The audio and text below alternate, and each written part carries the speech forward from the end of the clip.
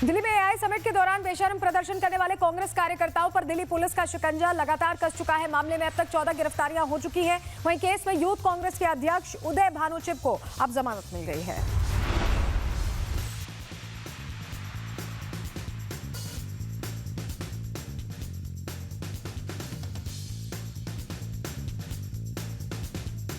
दिल्ली में AI summit के दौरान शर्टलेस प्रदर्शन कर विदेशी मेहमानों के सामने नंगा नाच करने वाले यूथ कांग्रेस के कार्यकर्ताओं पर दिल्ली पुलिस का शिकंजा लगातार कसता जा रहा है।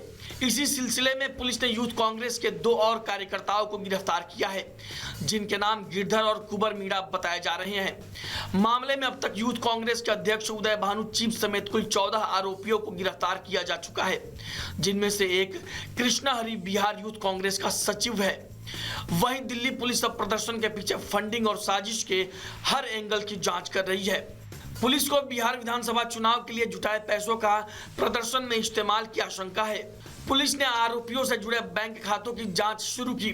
कृष्णा हरि के खाते में अलग अलग समय पर 35,000 से 1 लाख रुपए तक आने की जानकारी। दिल्ली पुलिस जांच कर रही है कि यह पैसा चुनाव का बचा हुआ फंड तो नहीं था। इंडियन यूथ कांग्रेस से जुड़े कुछ खातों को भी जांच के दायरे में लिया गया। प्रदर्शन की लॉजिस्टिक्स पर करीब 35,000 रुपये खर्च होने का अनुमान है। टी शर्ट और प्ले कार्ड छपवाए गए थे, छाते भी छपवाए गए थे, लेकिन इस्तेमाल नहीं हो पाया। क्राइम ब्रांच पैसे के स्रोत और पूरी साजिश की जांच कर रही है। बेशर्म प्रदर्शन करने वाले इन कार्यकर्ताओं को राहुल गांधी बब्बर शेर बता रहे हैं। ऐसे में बड़ा सवाल यह है कि जब राहुल के इन बब्बर शेरों ने कुछ भी गलत नहीं किया, तो फिर क्यों कांग्रेस शासित राज्यों में भागकर छुप रहे हैं और वहां की सरकारें संवैधानिक प्रावधानों की धज्जियां उड़ाने की बेशर्मी दिखाते हुए स्टेट पुलिस के जरिए इनको प्रोटेक्ट करने की निर्लज्जता दिखा रही है। Bureau report, Republic Bharat. Uttar Pradesh के रायबरेली में दबंगों की दबंगई सामने आई है कि युवक को पहले बंधक बनाया गया और फिर उसकी जमकर पिटाई की गई। युवक को बंधक बनाने वाला वीडियो सोशल मीडिया पर वायरल हो रहा है। उत्तर प्रदेश के रायबरेली में दिल दहला देने वाला मामला सामने आया है। एक युवक को बेरहमी से बंधक बनाकर पिटाई की गई। पुलिस की मौजूदगी में युवक को बंधक बनाने वाला वीडियो सोशल मीडिया पर वायरल है। दरअसल युवक अपने दोस्त के साथ बछरावा गांव गया था, जहां ग्रामीणों ने उसे चोर समझ लिया।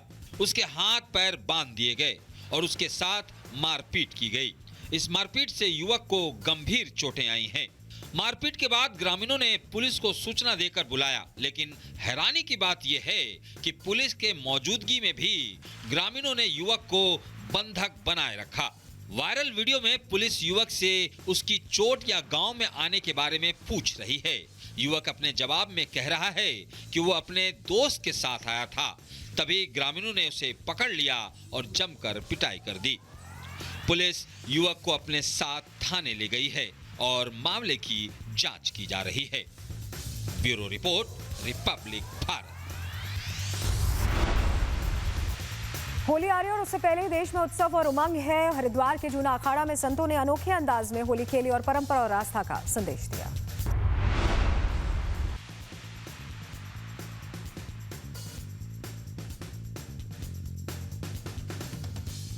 देश भर में रंग और उमंग का उत्साह देखने को मिल रहा है। कहीं बरसाना की लठमार होली, तो कहीं मथुरा की फूल वाली होली। हरिद्वार में जूना अखाड़ा में संतों ने अनोखे अंदाज में रंगों और गाय के गोबर से होली खेलकर परंपरा और आस्था का संदेश दिया। निरंजनी अखाड़ा और जूना अखाड़ा के संतों ने पारंपरिक रंगों के साथ साथ गाय के गोबर से होली खेली। संतों ने एक दूसरे को रंग और गोबर लगाकर शुभकामनाएं दी और भजन कीर्तन के बीच उत्सव मनाया। गोबर होली से संत समाज ने संदेश दिया कि अपनी जड़ों और परंपराओं से जुड़े रहना चाहिए। ये होली प्रकृति के प्रति सम्मान, पर्यावरण संरक्षण और भारतीय संस्कृति की विशिष्टता का संदेश है। संत समाज ने होली को प्रेम, सौहार्द और मर्यादा से मनाने का आह्वान किया है। हिंदू धर्म में गाय को माता का दर्जा दिया गया है और उसके गोबर को भी पवित्र माना जाता है। Bureau report, Republic Bharat. इस वक्त पूरे उत्तराखंड में होली की अलग अलग तस्वीरें देखने को मिल रही हैं। पुष्कर सिंह धामी खटीमा पहुंचे, जहां होली मिलन समारोह में लोगों से मिलते नजर आए। पूरी तस्वीर रिपोर्ट में देखिए। उत्तराखंड के मुख्यमंत्री पुष्कर सिंह धामी इन दिनों होली के रंग में रंगे नजर आ रहे हैं। होली के जश्न में शामिल होने वो खटीमा पहुंचे, जहां उन्होंने होली मिलन समारोह में भाग लिया। इस दौरान धामी ने लोगों से मुलाकात की। उन्होंने कहा, खटीमा आकर मुझे बहुत अच्छा लगता है। इस बीच उन्होंने होली के त्योहारों पर लोगों को शुभकामनाएं भी दी।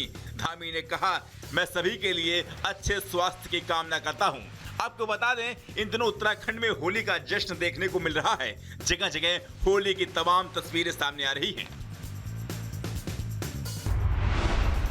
उत्तर प्रदेश के मैनपुरी में पुलिस ने शराब फैक्ट्री कनेक्शन और आर्थिक धोखाधड़ी मामले में बड़ी कार्रवाई करते हुए आरोपी की 54 लाख रुपए की संपत्ति कुर्क कर ली है।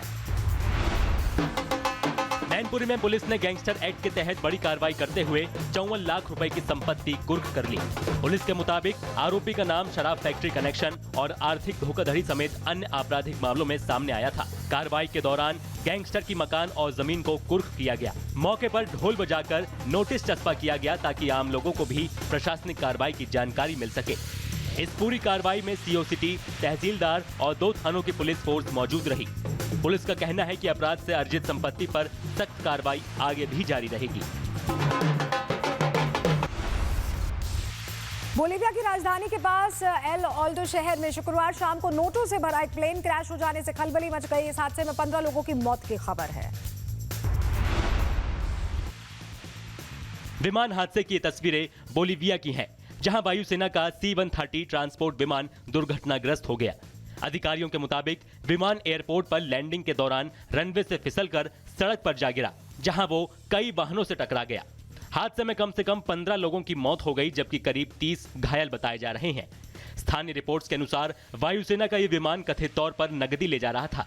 दुर्घटना में हाईवे पर चल रहे लगभग 1 दर्जन वाहन भी क्षतिग्रस्त हो गए। मौके पर राहत और बचाव कार्य जारी है। सुरक्षा बल और प्रशासनिक टीमें मलबा हटाने और घायलों को सुरक्षित निकालने में जुटी हैं। नॉर्थ कोरिया के तानाशाह किम जोंग उन ने एक बार फिर अपने शीर्ष सैन्य अधिकारियों को बड़ा तोहफा दिया। इस बार उन्होंने स्नाइपर राइफल तोहफे में दी है। नॉर्थ कोरिया के तानाशाह किम जोंग उन ने अपनी सत्तारूढ़ पार्टी के अहम अधिवेशन के मौके पर सेना के शीर्ष अधिकारियों को स्नाइपर राइफल भेंट की।